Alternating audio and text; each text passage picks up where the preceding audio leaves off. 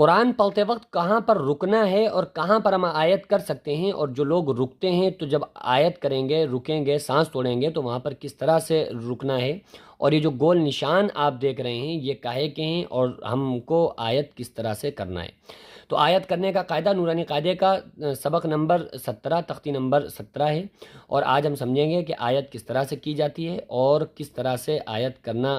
کہاں پر درست ہے اور کون سا غلط طریقہ ہے آیت کرنے کا۔ وقف، وقف کے معنی ہوتا ہے ٹھہرنا۔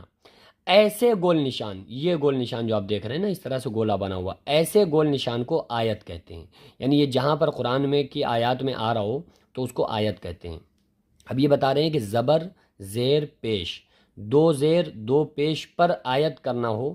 تو آخری حرف پر جزم دے کر سانس توڑیں، ٹھیک ہے، اسی کو آیت کرنا کہتے ہیں۔ یعنی اگر کسی حرف کے اوپر زبر ہے، زیر ہے، پیش ہے، دو زیر یا دو پیش ہیں اور وہاں پر آپ کو آیت کرنا ہے تو اس کے لیے آپ کو آخری حرف پر جزم دینا پڑے گا، اور آخری حرف پر جزم دے کے آپ وہاں پر آیت کر سکتے ہیں۔ اگزامپل جیسے قدیرن ہے، لفظ قدیرن ہے، را کے اوپر دو پیش ہیں، اب آپ وہاں پر ٹھہرنا چاہ رہے ہیں تو آپ پڑھیں قدیر قدیر، تو وہ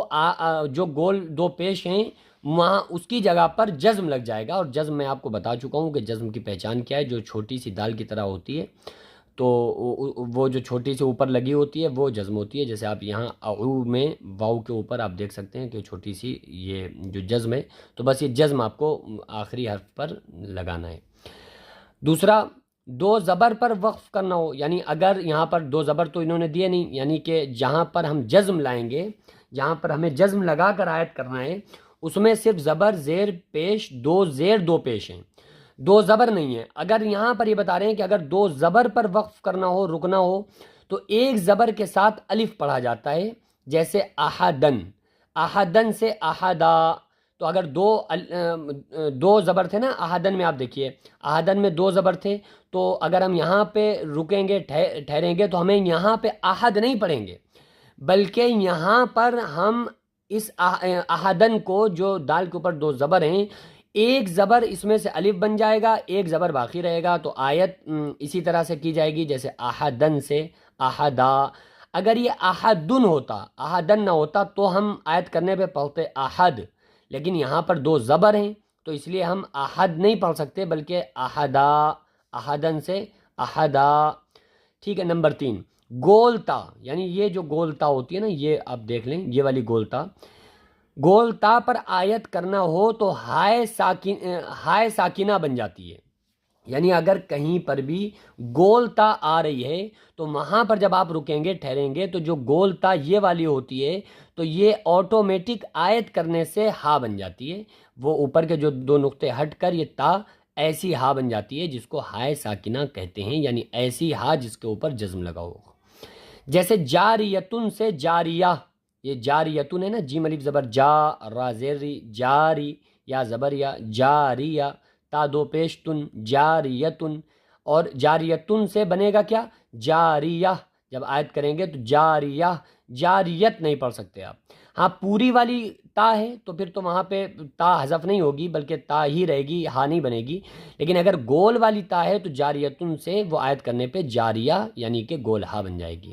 اب آپ دیکھیں تعوذ اور تسمیہ کو زبانی یاد کیجئے۔ اعوذ باللہ من الشیطان الرجیم، بسم اللہ الرحمن الرحیم۔ اب آپ یہاں پر دیکھ سکتے ہیں کہ اعوذ باللہ من الشیطان الرجیم، میم کے نیچے زیر ہے اور اس کے آگے گول نشان بنا ہوا ہے، تو ہم نے کیا کیا کہ میم کے نیچے زیر کو ہٹا کے ہم نے اس کے اوپر جزم لگا دیا، کیونکہ ہمیں یہاں پر آیت کرنا ہے، تو بس اسی کو آیت کہتے ہیں۔ اعوذ باللہ من الشیطان الرجیم، بسم اللہ الرحمن الرحیم ہے نا، بسم اللہ الرحمن الرحیم، میم کے نیچے زیر ہے، لیکن ہم یہاں پر رکتے ہیں، یہاں پر ہم آیت کرتے ہیں، تو اس لیے جو یہ گول چھوٹا سا نشان ہے یہ آیت کا ہے، تو جب ہم رکیں گے، ٹھہریں گے، تو ٹھہرنے کا طریقہ اوپر قاعدے میں کیا بتایا گیا ہے کہ اس حرف کے اوپر اگر زبر زیر پیش، دو زبر یا دو پیش ہوں تو اس کے آخری حرف پر جزم لگا دو اور وہاں پر ٹھہر جاؤ، یعنی بسم اللہ الرحمن الرحیمی، اس کے نیچے زیر ہے تو یہاں پر ہمیں جزم لگانا ہے جب آیت کریں گے، تو بسم اللہ الرحمن الرحیمی سے بن جائے گا بسم اللہ الرحمن الرحیم،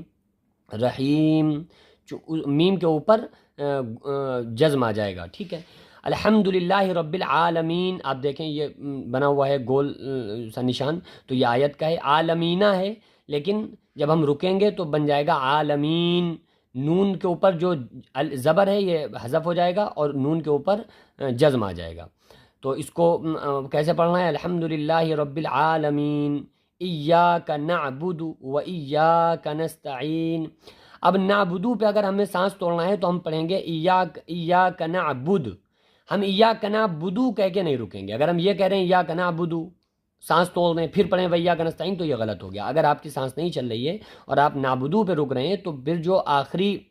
حرف ہے یعنی کہ دال نعبدو میں، اور اس کے اوپر جو پیش ہے آپ اس کو حذف کر کے یہاں پہ اس کی جگہ پہ جزم لگا دیں اور پڑھیں ایاک نعبد، پھر پیچھے سے ملا کے پڑھیں ایاک نعبد و ایاک نستعین، قل هو اللہ احد۔ احدن ہے لیکن آیت کرنے پر اس پر جزم آ گیا اور بن گیا احد۔ ان مع العسر یسرا، یسرن ہے، لیکن اوپر بتایا ہے کہ اگر دو زبر لگے ہوئے ہوں اور وہاں پر آپ کو آیت کرنا ہے جس حرف پر دو زبر ہوں تو وہاں پر ایک زبر باقی رہے گا اور ایک زبر الف بن جائے گا، تو یسرن سے آیت کرنے پر بن جائے گا یسرا۔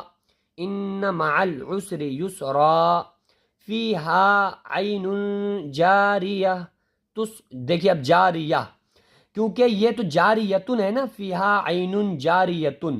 لیکن یہ جو گول تا ہے اوپر قاعدے میں انہوں نے بتایا کہ گول تا آیت کرنے پر ہا بن جاتی ہے، تو یہاں پر ہم ٹھہر رہے ہیں، رک رہے ہیں، تو یہ گول والی جو تا ہے یہ ہا بن جائے گی۔ کیسے؟ فیہا عین جاریہ تسقا من عین آنیہ، تسقا من عین آنیہ، لا تسمع فیہا لاغیہ، لا تسمع فیہا لاغیہ، لاغیتن ہے، لیکن جب آیت کریں گے تو گول تا ہا بن جائے گی اور وہ ہا بنے گی اور اس کے اوپر جزم لگ جائے گا کیونکہ ہم یہاں سانس توڑ رہے ہیں، ہم یہاں ٹھہر رہے ہیں، تو لا تسمعوا فیہا لاغیتن سے لا تسمعوا فیہا لاغیہ، لاغیہ۔ اچھی طرح سے اس سبق کو ذہن نشین کیجیے اور مشق کیجیے، پریکٹس کیجیے، اور کون کون پریکٹس کر رہا ہے مجھے کمنٹ میں ضرور بتائیں۔ السلام علیکم ورحمۃ اللہ تعالیٰ وبرکاتہ۔